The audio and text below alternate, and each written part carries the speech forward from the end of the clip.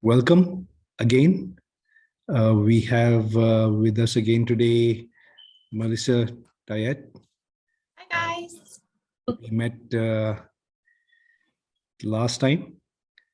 Melissa, would you want to just recap your intro for the audience? Yeah, so my name's Melissa. I'm 37. I met Dr. B at Cedars. I am a bone marrow transplant survivor. I had leukemia, and palliative care got me home. Great. So in this session, I want to know about your personal journey. Okay. What was your life like before you were diagnosed with leukemia? What was your experience like, when you're going through the treatments, and what has life been like since you've had the transplant, and uh, once you've been determined to be disease free? Free. Yes, it'll be 11 years in April. Gosh, my life before I was 24 and a half ish, so I was, living the normal life of someone in their early 20s. I was finishing semester at school and going out with my friends, probably partying too much, but I was 24, so chalk it up to that. Just really like out living a carefree life. I never saw anything like that coming my way and was stopped dead in my tracks. But yeah, growing up, like we talked before, just super family oriented, and high school, I was your typical didn't want to go, didn't go, but made it through that too. And yeah, I was a waitress at a local diner in Old Town Orange, and I had been there since I was 14 and a half. So at that point I had been there 10 years, which was crazy to think. I just got it as a summer job my freshman year, and my mom was like, "You want to get your hair done? You want to get your nails done? Well, you have to pay for that." And so I was like, okay. And so I kept that job, and it got me far. And I actually went back there after I had the transplant. But yeah, so then I got sick and I didn't really know what was going on. And so at that point I was living at Angel Games, and just that was my life. And just like I said, carefree, and never saw, I never knew anyone really other than, family members who had cancer or anything like that. And so, yeah, so I went through treatment, and, my first rounds pre-transplant, I was like, I'm going to get back out there and it's going to be great. And that's what I did. When I got out, I went back to work, right, almost right away, probably too soon for my parents' comfort, but I was like, no, I'm better, and I'm going to get back out there. And this was only a 6-month bump in the road. And so I lived my life again, just as I was before, going to Angel Games and going out with my friends and living life. And I got hit again. And, it's funny because when I was first diagnosed, the first thing my doctor said to me was, you're gonna lose your hair. And I was like, oh, I figured that, like that wasn't even a care at that point. I was like, I need to be alive. The second time it was hard. I mean, my hair grew back. It was like this short, it was cute little, and I was like, I'm gonna lose my hair again. Like I felt like I just gotten myself back, like appearance wise, and I do think that probably took like a little toll on like my mental, where it's like, I still went out, and even though I had no hair. And it's funny because I want to say it was a St. Patrick's Day, and I would still go to the bars, or go have drinks with my friends, and I would always wear a beanie. And my brother was out, and he called, and my dad's like, let's go let's go meet up with your brother. And I was like, okay. And we just got in the car and I got there and I was like, oh my gosh, I don't have my beanie on, like, and I never wore it again. I just was like, this is who I am. This is what I'm going through. And it's going to be a huge part of who I am for the rest of my life. So I tried to embrace every part of it that I could, as much as I didn't want to. So yeah, that was Do you, probably, sorry, do no, you no, mind go if I ahead. ask you some questions along the way? Yeah. Yeah.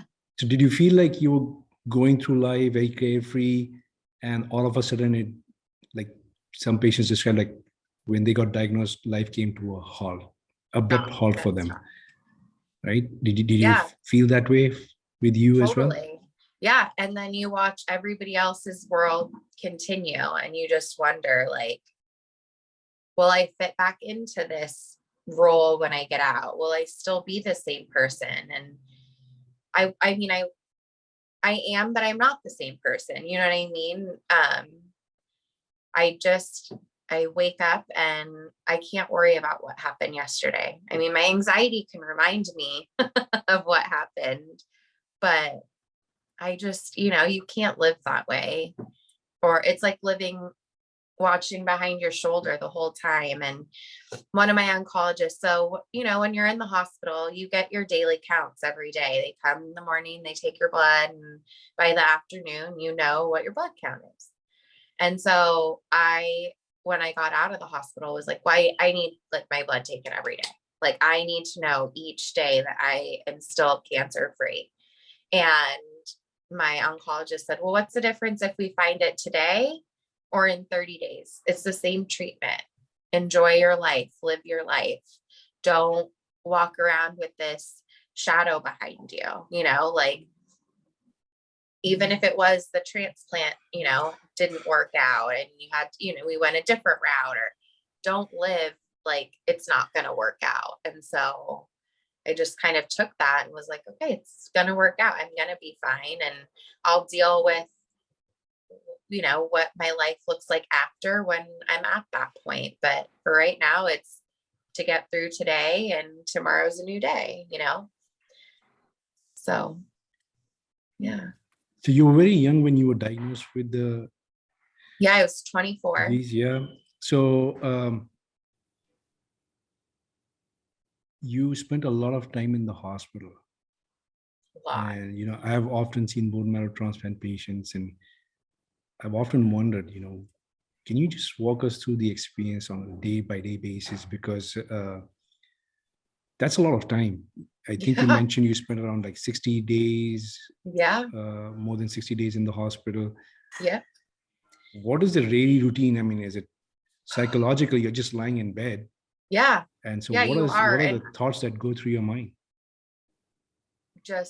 I just wanted to sleep. I mean, definitely probably a little bit of a depression looking back at it. Like, I mean, I love to sleep as it is, but that is all I wanted to do. And, we got in a routine where when I was done with chemo and I was on the Neupogen shots, which raise your white counts. So you don't, stay at 0 or whatever your low count is. And it was like every day, like waiting to see that number be over 7 so I could go home. And so it was nice because the nurses would make me their last rounds at night and then their last rounds in the morning. So they didn't wake me up much in the middle of the night. Once I was like stable and my counts were climbing, they let me sleep. They knew. But you can only watch so many DVDs and you can only, play so many internet games and so it was tough. Like I remember the one time I was in there for the 60 something days, my oncologist, I looked at him and I was like, you're going to have to admit me downstairs, which was the psych floor. And he's like, what, why? And I was like, cause I'm going crazy. Like I need to get out of here. And this was at St. Joe's. And he was like, I'll bring you in a punching bag. Like, what do you need me to do? And I was like, no, I need to go home. Like, I need to be in my own bed and, I had my own pillow and my own blankets, and I had a friend who made snaps on tape tops so that I could wear my own pajamas and then snap with the pick line. And so I was at least in my own clothes, but still, to have people coming in and out at all times. And, my mom used to laugh because I had a bone marrow biopsy one morning, and my doctor came in and he was like, I have 6 students that can they watch? And I was like, yeah, bring them on in. And my mom was like, what are you, and I was like, well, they got to learn somehow, and I can't see anything. So, like let them watch and learn. And so,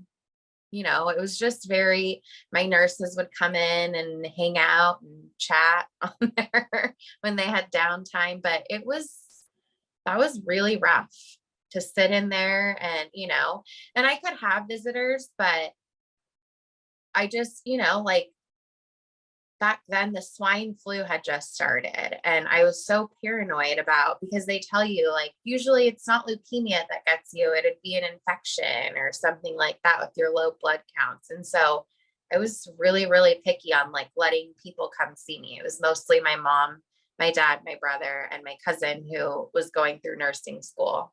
She saved me a lot too. She would come in and do her homework, and the nurses would come help her with it. So I got to, like there was some interaction, but I mean, 24 hours a day laying in a hospital bed for a month, 2 months, I wouldn't wish that upon anybody. So that was the day to day. They'd bring me my bagel and my yogurt, and sometimes I'd eat it. And sometimes I was like, not today. So I do remember you were a very popular patient. All the nurses would talk about you at the nurses station. Yeah. Now, so it seems like, your personality, you're naturally very easygoing, very positive, as we heard in our previous interview. Uh-huh. You did mention last time that when you were going through the transplant, or perhaps right after, there was one time when you felt like, will I really make it? Yeah. So can you share what caused that thought to get into your mind, and how you uh, addressed it? Because it seemed Yeah. like it never came back again. I know. It didn't. It didn't. I just, like having them look at me and be like, why are you so sick? Like, why are you know what I mean? And I thought, if this isn't normal, then this isn't good. You know what I mean? In my eyes, it was like, it should be this textbook. You do this, you do this, you do this, and your body does this and this and this. And I was like, my body's not doing what it needs to do. And it was a lot. And like I said, I never reached out. I never to previous patients, which is something that I'm super passionate about now. I work with 2 different like foundations that put you in touch with someone that's your age going through the same thing, And so I wish I really would have taken advantage of something like that to know like that was normal, like, and maybe I did have more nausea and vomiting than others, but like that was normal. I mean, and so yeah, I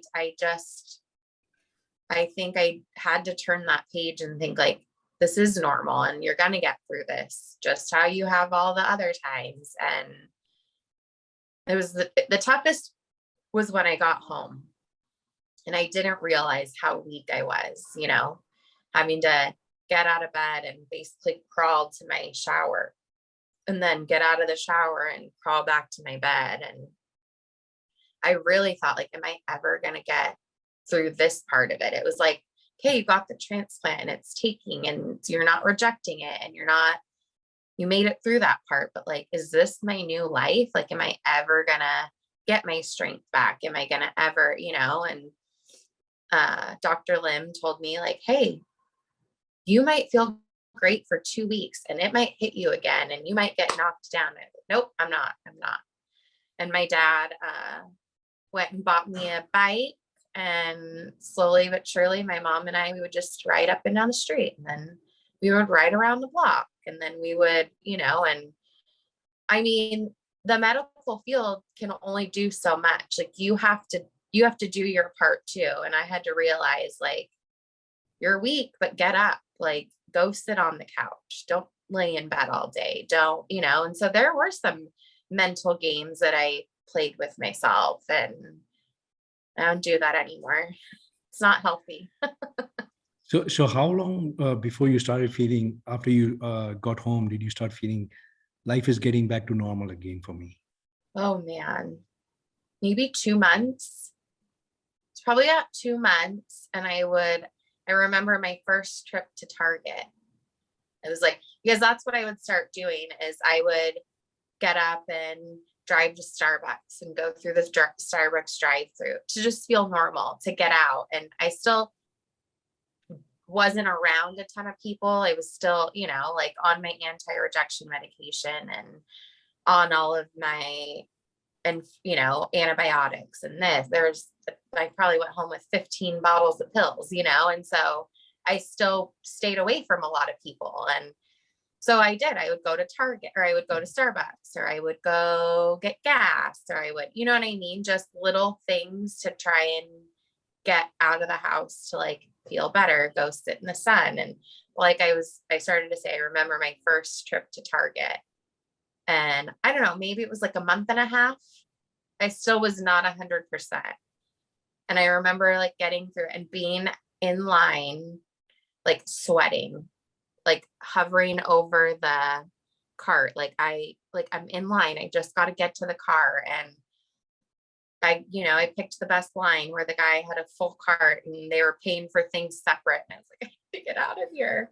And I went and sat in my car afterwards for like a half an hour, like, hey, you got to get the strength to drive home, And so that knocked me back a little bit, because I was like, oh, I'm not ready to just go to Target like I would normally do. And so back on the bike, and that's, we would do our, bike rides, and it just, yeah, it was probably 2.5 months, and it was crazy. Then that was hard, because you think like you're home and the hard part's over. And I feel like the hard part had really just begun, because it was all on me. I had to do the rest. So Thanks for sharing that perspective. yeah. Now, did the thought ever pass your mind as to why did this happen to me? Why am I going through this? No, if it did, it happened fast. But I remember my brother and I mean, we're boy girl versions of each other, and we've always had each other's backs, and so we tested my brother right away, before pre-transplant, to see if he was a match, because if it ever came back, my only option was going to be the transplant. And he wasn't a match for me. And that like knocked me down too, because I thought like, oh, if anything ever happened, he'd save me, I'd save him. Like, we got this. And that was hard. And so what made me feel better was a couple months into it, he got a phone call from Be the Match. And they said, we just want to make sure that you're really still interested in donating if you got called. And my brother still like waits, like he gets the emails and he's like, oh, is it my time? Is it my time? And they said, you have nobody in the bank that is remotely close to you. So if somebody does come up that matches with you, the chances are you'll be their only hope. And to me, I thought, well, then thank goodness it was me that got it and not my brother, because we're not matches, and there's nobody in there that he matches with. So to me, I was so thankful that I got it and not my brother, because who knows what would have happened that way. So I don't know, the why me's, I never really had time to worry about that. I think it was more like, why me? Why am I still in this hospital? But like, get me out of here. But no, I never, it was me. I had to, was a part of my journey, I guess. Yeah. Get me out of the hospital is a part Yeah. I'm familiar with. Yes. I was like, you're going to say you're the one. I know you are. All right. So a little bit more about the body image. I never thought of it from that perspective. You had mentioned, now that I think of it, you're going through all these treatments, then you spend some time with your family, your friends. They probably looked at you differently. Did you feel like it, or how was that experience overall? So my goddaughter, she'll be 16. So she was 4, almost 5 at the time. And I remember we told her, we took her to dinner and said, she calls me Mimi. And we said, Mimi's sick and she's got to go to the doctor for a little bit. So you're not going to see her, because I was like, you're not coming in. You think you're germ fest, Mimi's going to be in the hospital for a little bit. The doctors are going to make her better. And, so it was my first time I'd come home, and we had shaved my head in the hospital after it started falling out, and I'd put it in a messy bun, and it would just be like a knot we would cut off. So my mom and I eventually shaved it. So the first time I came home and saw her, I had my beanie on, and she was fine, like playing and la. And then I said, come sit with Mimi. And I took my beanie off, and she was like, oh my gosh. And I was like, well, one of the medicines that they gave me makes my hair fall out, but it's not a medicine you need to worry about or that you'll ever need. So, and she ran to the front door, screen door, and she yelled out the front door, my Mimi has no hair. And I was like, oh my gosh, like, what are you doing? And when I had done my 3 rounds of chemo and I was done and in remission, we would go to Disneyland. We had Disneyland passes. And, my hair was short, growing back in. And the older gentleman at the gate would be like, oh, wow. Because my hair in my past picture was long. And he's like, oh, you look really good with short hair. And my niece would be like, she has short hair because she was sick and the doctor made her better. Or we'd be in line for a ride. And she'd be like, can you put your beanie on? Like, that little girl's staring at you. So she was more protective about the way I looked than I did. And like in the last interview, I think I said I went out once with no beanie and I just never wore it again. I had spent $1,200 on a real hair wig that was just like this. And I put it on once and I never wore it again. I donated it to somebody else who was going through leukemia that went to my high school and she just wanted her blonde hair back. And I was like, here you go. Like, it's been worn one time. And so, yeah, I think I got over my hair part quick. The body part of like, oh, I lost all this weight. And this, you get on the scale and I'm like, oh, this is my high school weight. This is my goal weight, and then I looked and I was like, no, Melissa, like, your thighs should touch. Like, your body is not built to be 120 pounds, And so that was thankfully the steroids that you provided me with took care of that. So yeah, my body image, I don't know. I never had body image issues or anything like that growing up. So I don't know if that's just how it is. And, I don't know. But it seems like to me, if I was just paraphrasing your experience, when you left the house without the beanie and you noticed, hey, I don't have it on, I don't need it anymore. It sounds like a moment of, when you realize you're just free. Yeah. You'd overcome a big hurdle. No, and it's like, the reason why I am alive is because of the chemotherapy treatment that made me lose my hair. So it kind of came full circle, and hair grows back. So you can't, couldn't hold on to that one. I couldn't make that an excuse. Right. So you went through all this experience and were discharged from the hospital. You're back, Yeah. to live your life to the fullest. What lessons did you learn from this whole experience? What would you tell somebody like me? Hey, this is what you should focus on in life. These are the pearls that I learned from my experience. Just be a good person, and people are going through things that you don't know about internally at home, and it's just be nice to everybody, because everyone at some point will go through something, whether it's cancer or the loss of something, or just something that is so impactful to them that it's like, treat people the way you would want to be treated if you were going through something, and every day's a new day, and like take advantage of that. Don't hold on to things, because life's too short. And especially when you go through an experience where you learn how fast life can be taken from you, it's not worth holding on to anger or negative thoughts and feelings. Like, you do you, and be a good person. Thank you. Now, you did Yes. mention going through an experience like this, you're never the same person. So tell us a little bit more about how you're different now than where you were before you went through the experience. So if my mom watches this, my mom, she can hold a good grudge. She's the most amazing person and has your back for anything, but don't make her mad.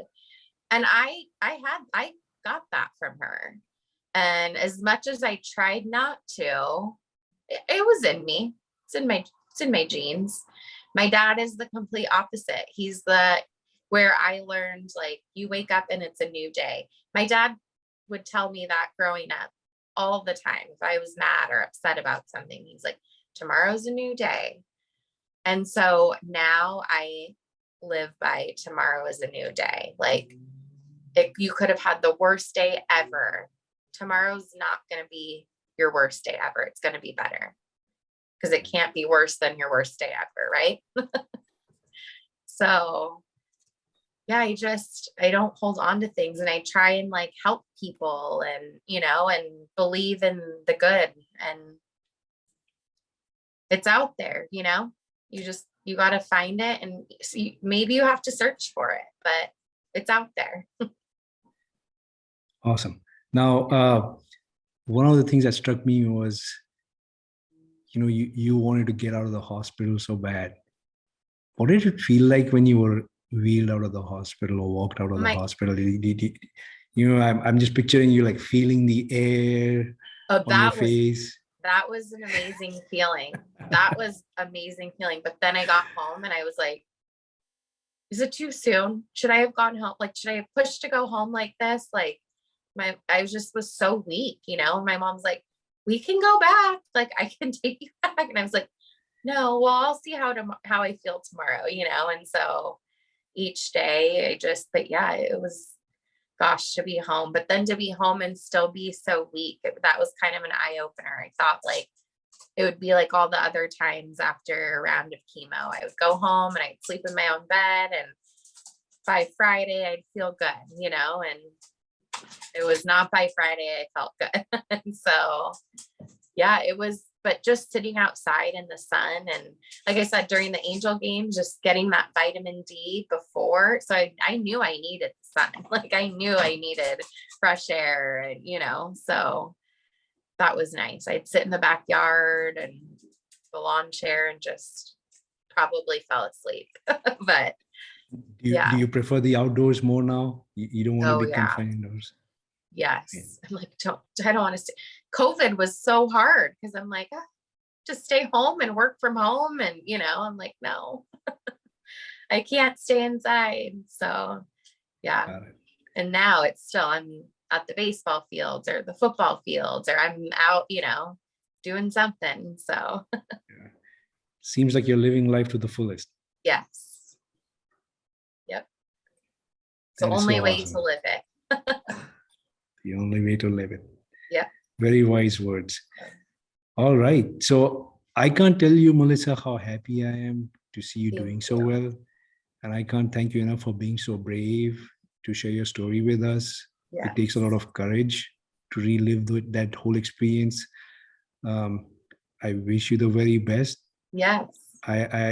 One of the great joys I've had is as a clinician is to actually reconnect with some of my patients. You've Yeah. been very generous and very kind, like you. Thank Um, you. and it's so good to see you. Like I always picture you, that first image that I have of you, Yeah. being in that hospital bed with that sheet on your face. You've come a Mhm. long ways and you've really Yeah, blossomed. I have. Yeah. Thank you. And look at you, you're helping other people. And Yeah. I think there are lessons in life that you've taken into stride, and it's something we can all learn from.